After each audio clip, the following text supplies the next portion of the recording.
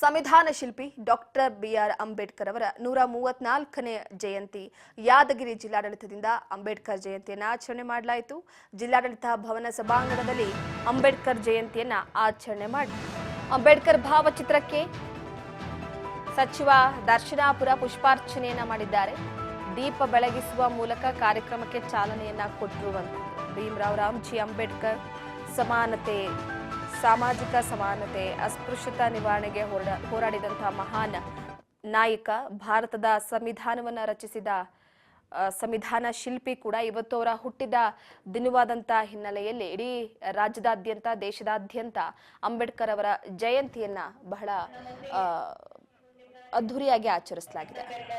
ಪ್ರೀತಿಯ ವಿಶ್ವದ ಮಹಾನ್ ಚೇತನ ಭಾರತದ ಹೆಮ್ಮೆ ಸಂವಿಧಾನ ಶಿಲ್ಪಿಯಷ್ಟೇ ಅಲ್ಲ, ಇವರೊಬ್ಬ ಆರ್ಥಿಕ ತಜ್ಞ, ಇತಿಹಾಸಕಾರ, ಸಮಾಜಶಾಸ್ತ್ರಜ್ಞ, ಮಾನವಶಾಸ್ತ್ರಜ್ಞ, ರಾಜಕಾರಣಿ, ಕಾನೂನು ತಜ್ಞ, ತತ್ವಜ್ಞಾನಿ.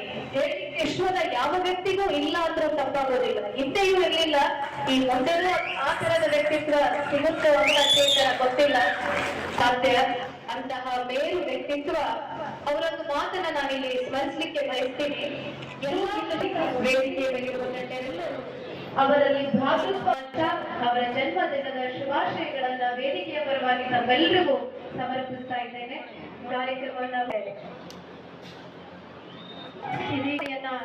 ಓದುವ ಸಮಯ.